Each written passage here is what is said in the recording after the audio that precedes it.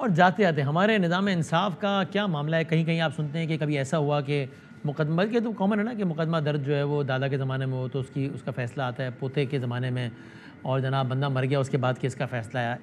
और जो किस तरीके से जो बड़े बड़े लोग हैं they easily manage to get away, चाहे वो आइन तोड़ना हो, कानून तोड़ना हो, कुछ भी हो। इसकी एक और मिसाल आप देखिए शहर कायद में, शहर कराची में, कि जब एक 2 साल के बच्चे पर मुकदमा दर्ज कर लिया गया, 2 साल के बच्चे पर, और उसको मफरूर भी करार दे दिया गया। 2 साल का बच्चा, बाप बच्चे को लेकर अदालत जा रहा है, वो ज़मानतें करवाता फिर रहा है। 2 साल का बच्चा, ये क्या मामला हुआ?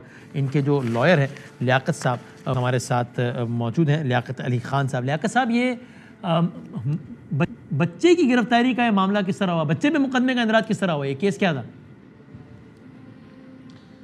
देखिए, बच्चे का कज़न है शहरियार 11/1/2023 को वो गुलशन बीमार से क्लिफ्टन जा रहा था। रास्ते में उसने एक ATM यूज़ करने के लिए वो उतरा मोटरसाइकिल से।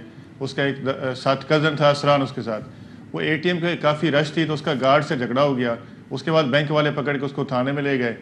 थाने वालों ने उसको बंद कर दिया। उसके बाद पहले तो जोड़ तोड़ करते रहे। जब जोड़ तोड़ नहीं हुई तो उन्होंने क्या किया कि शाज़म अख्तर साहब हैं, बेनज़ीर इनकम सपोर्ट प्रोग्राम के डायरेक्टर हैं, जो ज़ियाउद्दीन हॉस्पिटल के पास बैठते हैं, उनको बुलाया और उनकी मुद्दत में एक FIR दर्ज कर दी कि हमने एक बंदा पकड़ा है और वो इतराफ़ कर रहा है कि हम जो है ATM से पैसे निकालते हैं रबड़ के थंब के ज़रिए।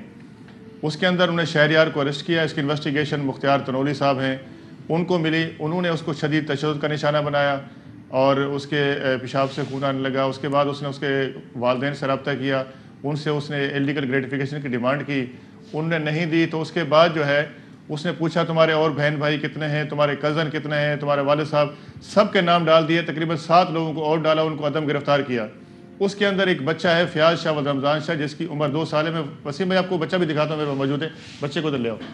उसको भी जो है उसने गिरफ्तार शो किया, जिसको बाद में अदालत ने जुडिशल कस्टडी कर दिया। आज 28 दिन हो गए, चार्जशीट सबमिट नहीं कर रहे हैं। और ये वो बच्चा है, इसके ऊपर इल्ज़ाम है कि जैली फिंगरप्रिंट्स के ज़रिए कराची के मुख्तलिफ ATM से ये बच्चा जो है ना पैसे जो है ना बेनज़ीर इनकम सपोर्ट के चोरी करता है। अफसोस की बात है कि पुलिस की इतनी नेगलिजेंसी कि एक मासूम बच्चे को आपने बगैर किसी इंक्वायरी के, और जिन लोगों को आप इन्वॉल्व कर रहे हैं वो पंजाब के अंदर मौजूद है, फौतकी के अंदर बैठे हुए हैं। 7 लोगों को बेगुनाह इन्वॉल्व किया। उसके बाद उनके घर में जाके रेड किया, उनके घर का पूरा सामान उठा के लेके आए। पुलिस की मोबाइलों की वीडियो, इसके अलावा उनके नंबर जो है ना मौजूद हैं सारे जो ना। बेशक बेशक अभी वो बच्चा है, बच्चे को बेशक हटा दें अभी वो। अच्छा, मैं क्योंकि अनकम्फर्टेबल।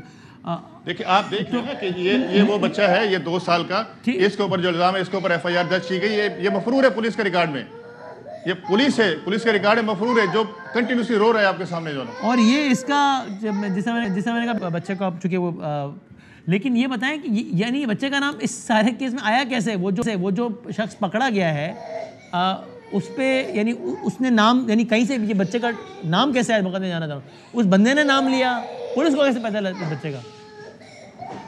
असल में पुलिस जब इंट्रोगेशन रिपोर्ट बनाती है ना, हाँ, उसमें उससे पूछती है कि आपके भाई कितने हैं, आपके कज़न कितने हैं, आपका वालिद क्या काम करता है, आपके दूसरे फैमिली मेम्बर क्या काम करते हैं। वो जिसका नाम बताता गया वो उसके अंदर उनको मफरूर शो करता गया, क्योंकि उनने उसकी डिमांड पूरी नहीं की थी। अगर उसकी डिमांड पूरी करते तो शायद जो है वो और लोग मुलज़िम नहीं बनते। अब तमाम लोग जमानतों के ऊपर हैं। इस बच्चे की ज़मानत हमने नहीं कराई थी।